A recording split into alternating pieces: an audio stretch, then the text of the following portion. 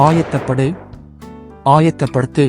ஆயத்தப்படுத்துதலுக்கான வேத வசனங்களை பார்க்கலாம். தன் பாவங்களை மறைக்கிறவன் வாழ்வடைய மாட்டான், அவைகளை அறிக்கை செய்து விட்டு விடுகிறவனோ இரக்கம் பெறுவான். மனந்திரும்புதலுக்கு ஏற்ற கனிகளை கொடுங்கள்.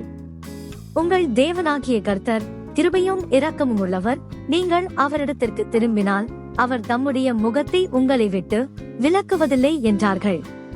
தாமதிக்கிறார் என்று சிலர் எண்ணுகிறபடி கர்த்தர் தமது வாக்குத்தத்தத்தை குறித்து தாமதமாயிராமல், ஒருவரும் கெட்டு போகாமல் எல்லாரும் மனந்திரும்ப வேண்டுமென்று விரும்பி நம்மேல் நீடிய பொறுமையுள்ளவராயிருக்கிறார்.